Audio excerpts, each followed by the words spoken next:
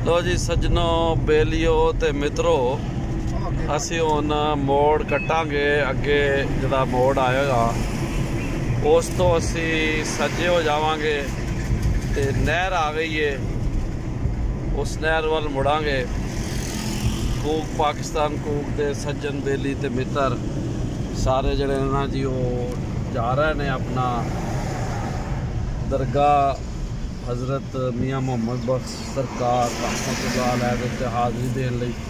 पंजाबी दे महान सूफी शायर सैफुल मलूक दे मुसन्नफ सफरुल इश्क यानी सैफुल मलूक दे मुसन्नफ होर भी बेशुमार किताबां आपने लिखियां ने।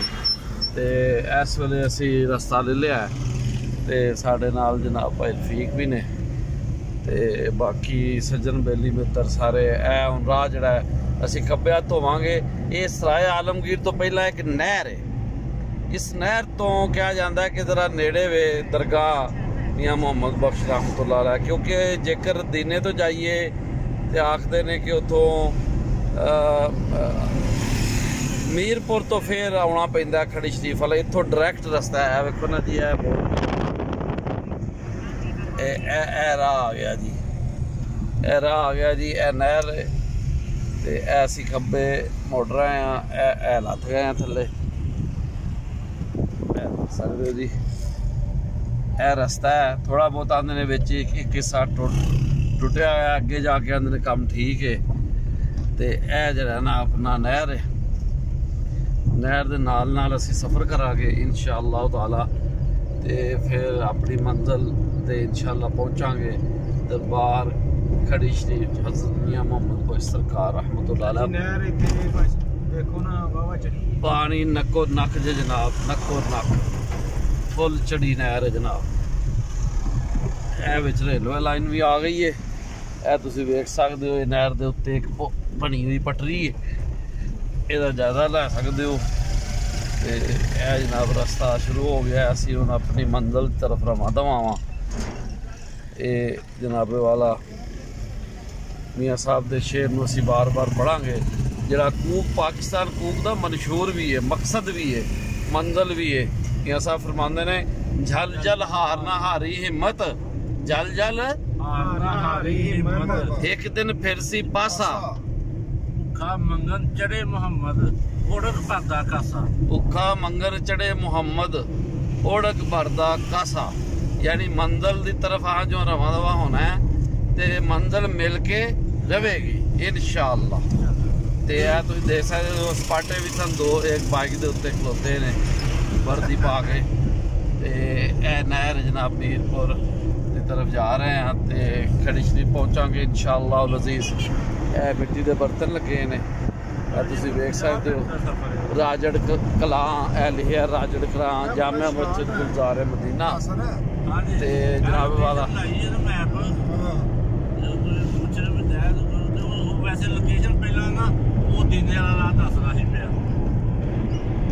दीने वाला मेन तो दीने वाला है ना, मेन वही है। लोकेशन दे सर मेन दस रहा वो हाँ मेन वही है, लेकिन ये बाद च निकलियां चीज़ां जेहड़े रस्ते।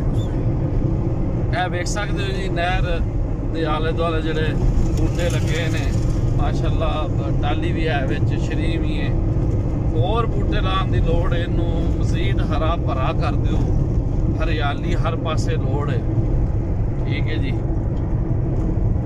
ये सब फरमाते ने किस्सा सैफ मलूके वाला, इस कारण हुन कहना तालब हिम्मत करके चले रवाना रखे बहना।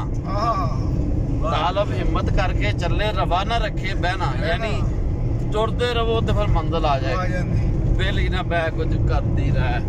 ते माशाअल्लाह वेखो जी है दोनों पासे हरियाली तुसीं वेख सकते हो ते नाल नहर है। क्या खूबसूरत नज़ारा है, पहाड़ी इलाका ते कुदरत के नज़ारे जी माशाअल्लाह सुभान अल्लाह। असल पंजाबी भी नाल ना साडे ते मैं कैमरा मोड़ांगा ताकि सारे ये विच आ सकन ते अपना ए देख सकते हो तुसीं।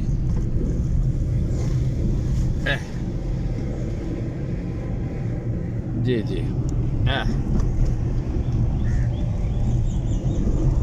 अजीम मुफक्कर शायर दानश्वर सूफी सियाने महान पंजाबी सूफी शायर मियाँ मुहम्मद बख्श रहमतुल्लाह अलैह, आरिफ खड़ी शरीफ, रूमी कश्मीर रहमतुल्लाह अलैह आप दे दरबारे अकदस के उत्ते हाज़री लई कूक पाकिस्तान के सज्जन बेली मित्र भाई मुहम्मद रफीक पंजाबी, असद अली पंजाबी, जनाब राणा नासिर खां पंजाबी और मैं खाकसार मोहम्मद हसनैन भट्टी सारे असी रल के जा रहे हैं। दसके तो टुरे सां, रस्ते च ड्राइवर होटल तो पराठे खाधे ने ते दाल खुआई सी ते लेकर आंदे हाँ अचार मुक गया घर वाला सी। भाई सानू कितों पता लगना है कि घर वाला ही या बाहर वाला सी, वो तो मुक गई जिहड़ी शै, मुक गई जिहड़ी शै वो सानू की पता। हुण साडे खुआंदे ते सानू पता लगना है अचार घर दा सी चाह पीती या के बाहर दा। बाहर चाह दे अंदर डोब के पराठा खादा है ते ओहदे नाल काम पत्तर हो गया। लो जी अपना ठिया लान लगे ने भी जेडे भी हजरत जी ने ते ए वेख लो जी अपना तुसी वेख सकते हो नज़ारे।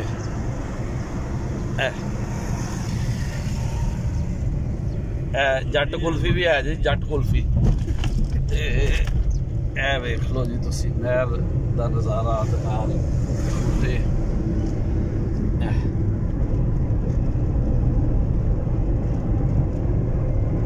चढ़ी नहर है, हाँ जी नहर फुल चढ़ी है। ये तुसी नहा भी सकते हो, पानी ठंडा है, किनारे ते नहाओ ना बहुत आगे जाओ अगर डुब्बन का खतरा होवे ते गर्मी का बेहतरीन तोहफा है। इत्थे नलका जिहड़े लगे ने उन्हां दा पानी बहुत ठंडा, बहुत वधिया है, देख सकते हो जी। लो जी ये नज़ारे तुहानूं हाथ ते गए ने।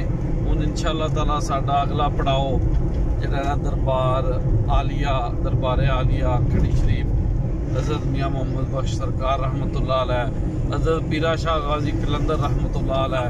उस्ताद जी तकरीबन किलोमीटर चल के ना 1.5 किलोमीटर फिर खब्बे मुड़ना है थोड़ा जिहा।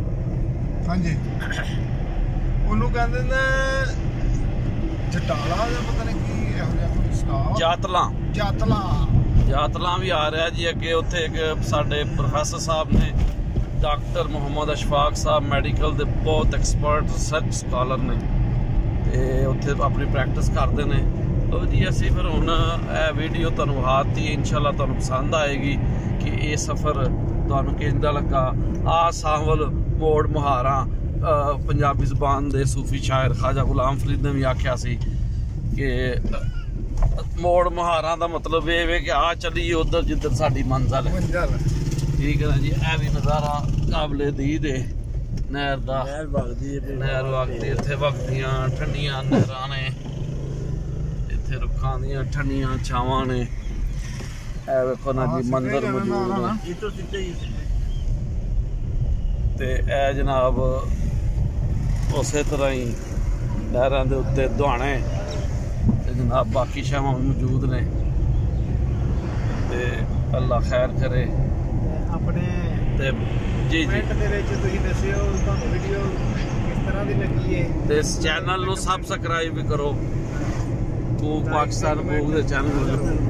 क्यों जी की ख्याल है तुहाडा? हाँ जी जी वेखण सुनने वालियां दी अगे बेनती है कि कूक पाकिस्तान कूक दे चैनल नूं सबसक्राइब करो, टल्ली नूं दबा के ते आल ते दबाना ताकि साडे आउण वाली सारी वीडियो तुहाडे तक पढ़ सकन ते वीडियो वेख के ते कमेंट जरूर करना, सानूं दसना जरूर है किवें दी लगी। बहुत वधिया राणा नासिर खां पंजाबी वो कह रहे हैं कि टल्ली नूं दबाओ, आल नूं दबाओ ताकि आउण वालियां सारियां नस्लां वेख सकन चैनल। लो जी बड़ी मेहरबानी ते ए नज़ारियां दे नाल तुहाडे कोल इजाजत चाहांगे। अगले पड़ाव तक रब राखा ते अल्लाह बेली।